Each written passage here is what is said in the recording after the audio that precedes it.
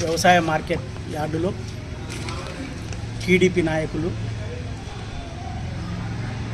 అందరూ కూడా మార్కెట్ యార్డును సందర్శించి మార్కెట్ యార్డులో అధికారులు, వ్యాపారస్తులు, రైతుల గురించి మాట్లాడుతూ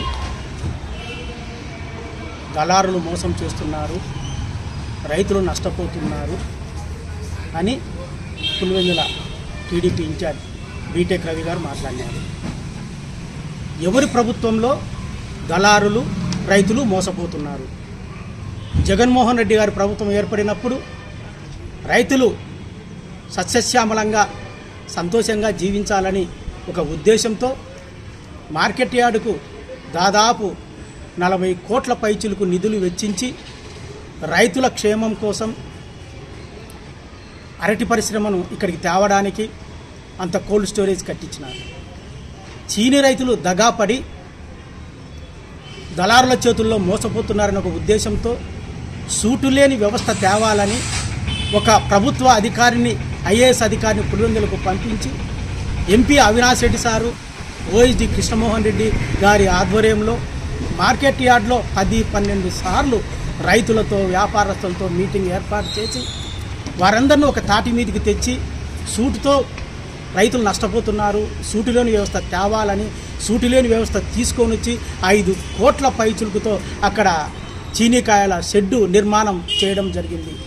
దీనిలో భాగంగానే గ్రేడింగ్ మిషన్ ఉంటే ఎంతో అవసరమని చెప్పి ఆ గ్రేడింగ్ మిషన్ కూడా పులివెందుల ప్రాంతానికి గుజరాత్ నుంచి తేవడం ఇక్కడికి జరిగింది. రైతులు తాము పండించిన పంటలను మండలాల నుంచి పులివెందులకు తీసుకొని వస్తే రైతులకు ట్రాన్స్పోర్ట్ ఖర్చు, లేబర్ ఖర్చు ఎక్కువ అవుతుందనే ఉద్దేశంతో 7 మండలాలకు సంబంధించి ప్రతి మండలంలో కూడా గోడౌన్లు నిర్మించి వారు పండించిన పంటను అక్కడ నిల్వ చేసుకొని ధనియాలు కానీ, శనగలు కానీ, చెనిక్కాయలు కానీ అక్కడే కొనుగోలు చేసేదానికి 7 మండలాలకు సంబంధించి గోడౌన్లు కూడా నిర్మించడం జరిగింది. ఇది రైతులకు చేసిన సేవ కాదా? మరి మీ ప్రభుత్వం వచ్చినప్పుడు చీనీకాయలు రేట్లు ఎందుకు తగ్గినాయి?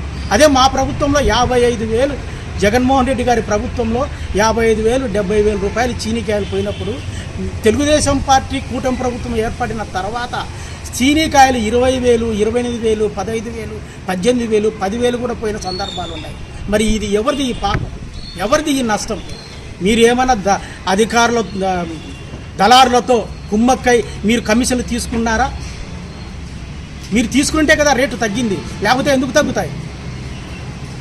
ఒకప్పటి కాలంలో అట్టి ధరలు తగ్గినప్పుడు కొంతమంది వ్యక్తులు పులివెందుల ప్రాంతంలో ఈ విధంగా దళారుల అడ్డపడి తీసుకున్నారు. వాళ్ళంతా వ్యవస్థను భ్రష్టు పట్టించినారు. వాళ్ళంతా మాట్లాడిన మీరు ఈరోజు చీనికాయల రేటు తగ్గినాయి. మీరు ఏ దళారులతో కుమ్మక్కైనారు? ఎవరెవరి దగ్గర అంతా తీసుకున్నారు?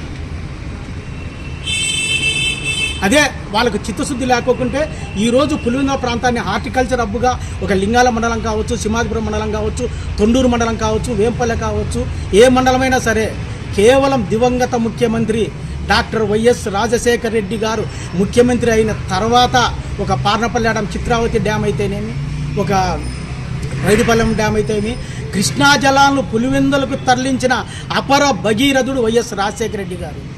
ఆయన తర్వాత నా తండ్రి నడిచిన బాటలో నడవాలా, నా తండ్రి స్థానానికంటే ఇంకా నేను మంచి పేరు తెచ్చుకోవాలనే ఉద్దేశంతో కోట్లాది రూపాయలు ఆయన వెచ్చించి నిధులను కేటాయించి పులివెందుల ప్రాంతంలో అన్నీ కూడా సస్యశ్యామలంగా ఉండడానికి కాలువలు అయితేనేమి ప్రతి ఒక్కటి కూడా తయారు చేయించి ఈ పొద్దు కాలువలమ్మడికి రైతులకు నీళ్ళు వస్తున్నాయంటే అది కేవలం జగన్మోహన్ రెడ్డి గారి పుణ్యం.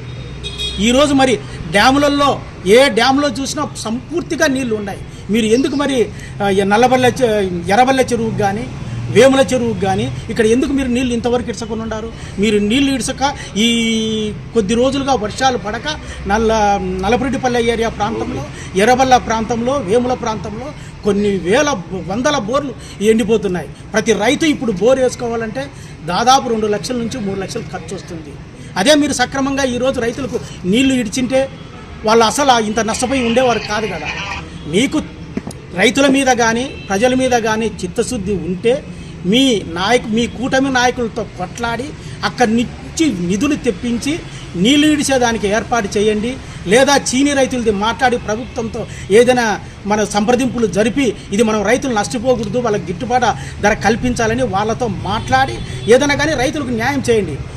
ఒకానొక సమయంలో కోవిడ్ సమయంలో మొత్తం రైతులందరూ కూడా తోటలలోకి వెళ్ళి కాయలు కోచుకోలేని దిక్కులు తెలియలేని స్థితిలో ఉంటే ఆ కాలంలో మన ప్రాణాలు పోయినా పర్వాలేదు రైతులకు సేవలు అందించాలని అవినాష్ రెడ్డి సారు జగన్ సారు ఇద్దరు చెప్పింటే ఆ టైంలో మేము తెల్లవార్దులు కూడా నిద్రపోకుండా మేల్కొని 4-5 గంటలకు మైకు తీసుకొని పల్లెలకు డీజిల్ పట్టించి వెహికల్ బాడిగలు కట్టి ప్రతి రైతు దగ్గరికి పంపించి ఆధార్ కార్డు, రేషన్ కార్డు, భూమి పాస్బుక్ తీసుకొని ఎక్కడే కానీ బినామీ వ్యవస్థ, లంచగొండి వ్యవస్థ లేకుండా డైరెక్ట్ రైతుల అకౌంట్లో వేసిన చరిత్ర జగన్మోహన్ రెడ్డి గారిది, అవినాష్ రెడ్డి గారిది. ఇది ఎవరైనా కాదని నిరూపించగలరా? అది కూడా ఈ పులివెందుల ప్రాంతంలో ఉండే రైతులు కావచ్చు, వ్యాపారస్తులు కానీ ఒక్కరైనా అడగండి. జగన్మోహన్ రెడ్డి గవర్నమెంట్లో ఎక్కడే కానీ ఒక రైతు దగ్గర ఒక టీ తాగినట్టు కానీ, ₹1 డబ్బు తీసుకున్నట్టు కానీ, చీనీలో కానీ, అరటిలో కానీ, ఎర్రగడ్డల్లో కానీ, టమోటాల్లో కానీ, శనగల్లో కానీ అది మా నాయకులు జగన్మోహన్ రెడ్డి గారు, అవినాష్ రెడ్డి గారు నేర్పించిన చిత్తశుద్ధి. కాబట్టి మీ నాయకులతో చర్చించుకొని రేటు తగ్గడానికి కారణమేమి, ఎవరు దళారులతో కుమ్మక్కై రైతులకు వెన్నుపోటు పొడుస్తున్నారు, ఎవరు దళాల దగ్గర కమిషన్లు తీసుకుంటున్నారు అనేది మీ మనస్సాక్షికే వదిలేస్తున్నాం.